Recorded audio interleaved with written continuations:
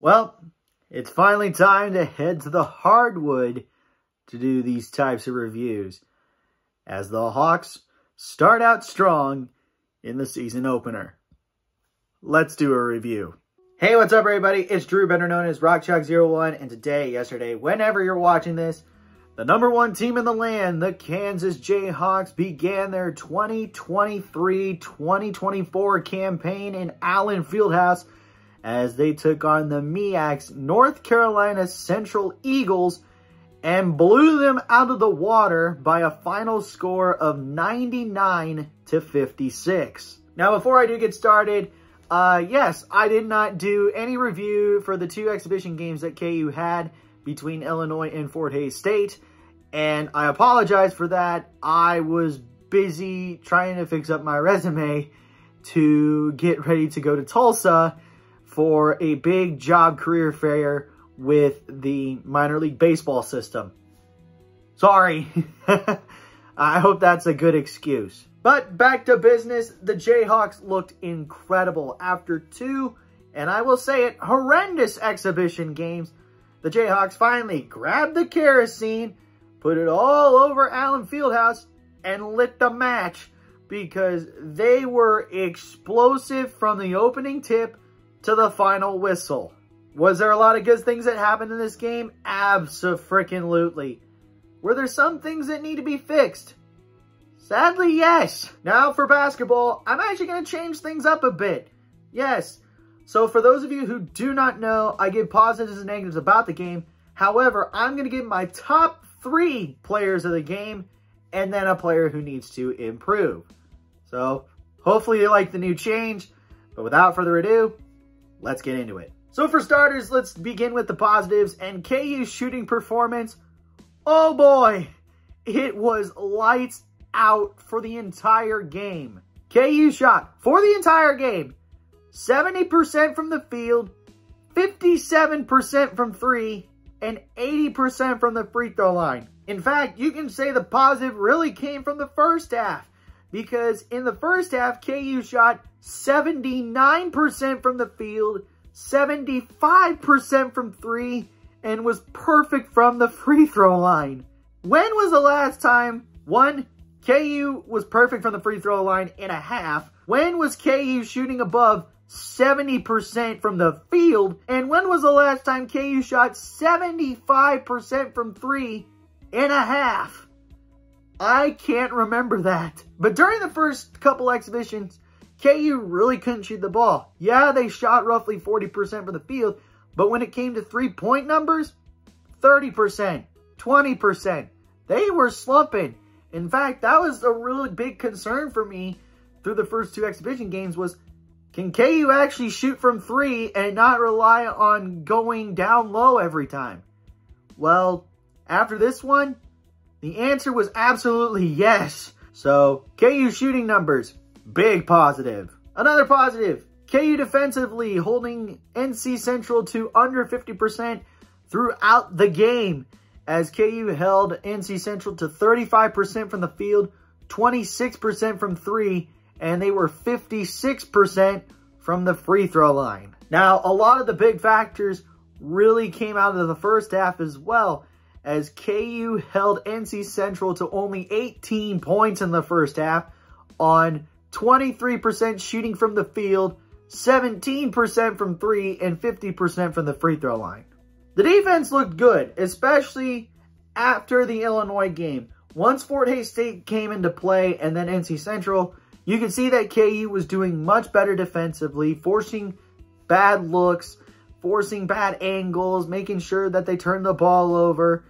And yeah, out of the 2 games that have been played at Allen Fieldhouse this year, KU has held both opponents to roughly 45 points a game, which is really freaking good, and I hope those numbers can continue. Holding NC Central to these types of numbers is really good. So yeah, that's a positive. Now, normally I don't count this as a positive or a negative, but assists, holy cow. The Jayhawks moved the ball around, made the extra pass, and killed NC Central on the assist numbers. KU finished with 34 assists in the game, which basically puts out that almost every bucket that KU put in, it had an assist attached to it. Also, NC Central only finished with 7 assists for the game. So it was a 27 assist differential in this one. Seriously, how could I not make this a positive? Rebounding's another positive. KU actually controlled the glass from the opening tip to the final whistle as well. KU finished with 37 rebounds while NC Central finished with 23. However, on the offensive side of the glass, KU actually lost that one 9-4, but that really wasn't the big difference. How about 33 defensive rebounds to 14? That was the big difference in the game. Those defensive rebounds adding to the total. So, the fact that we control the defensive glass, we really need to work on the offensive side of the glass.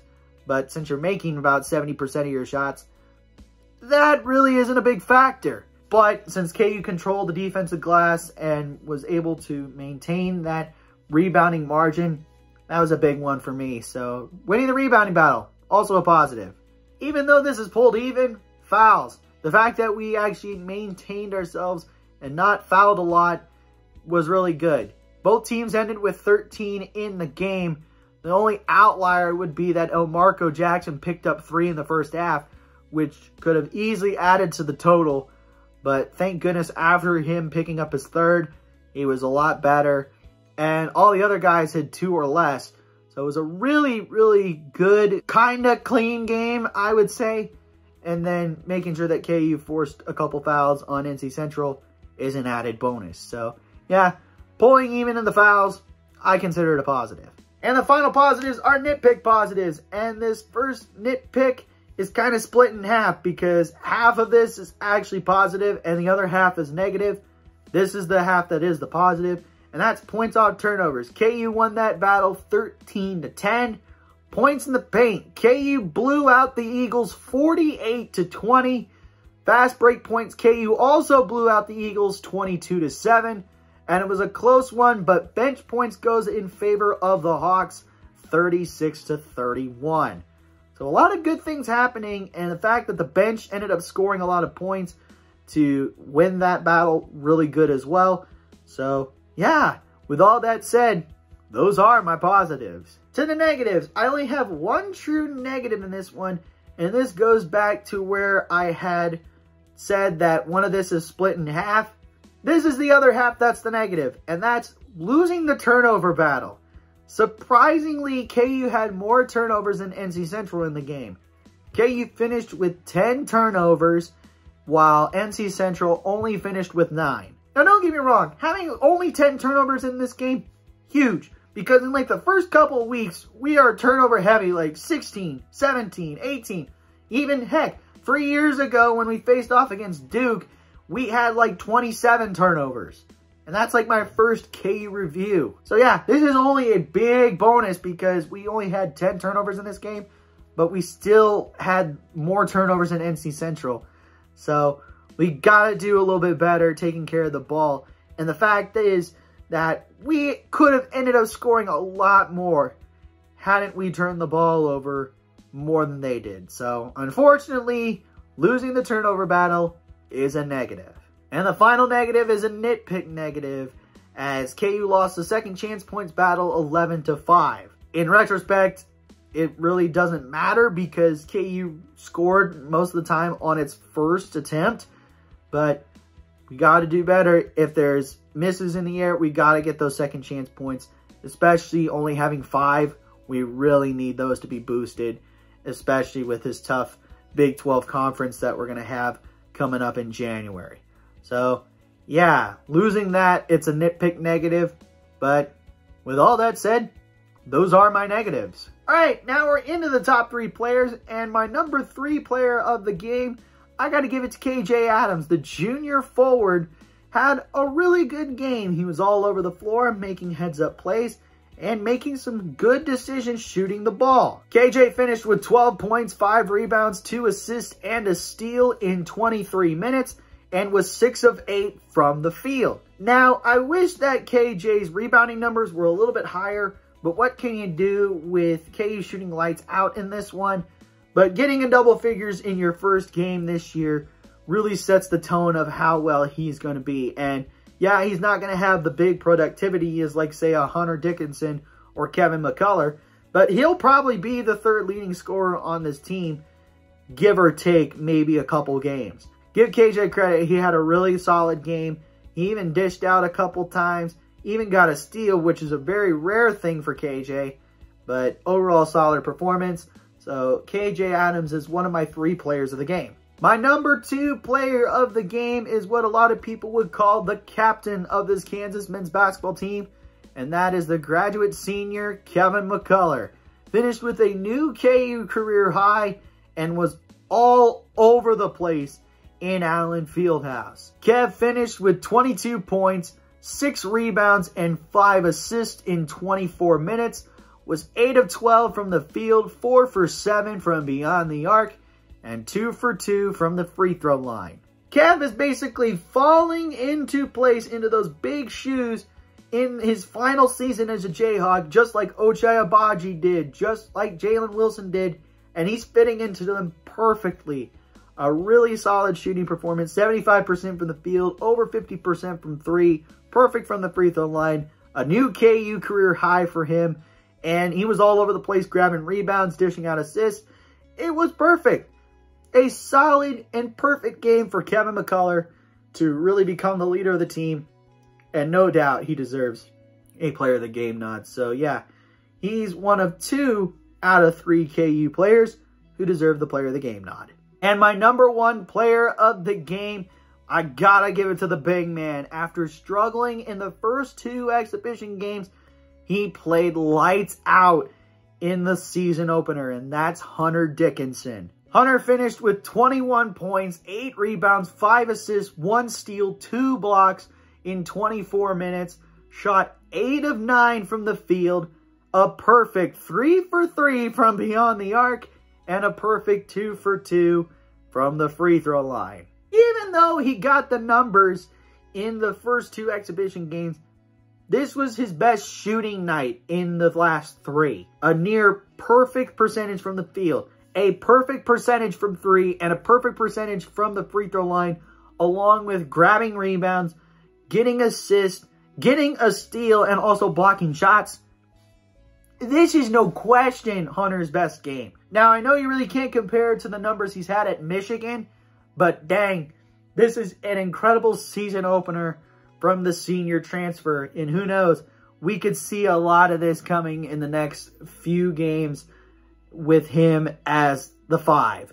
So, yeah, stellar performance from Hunter Dickinson.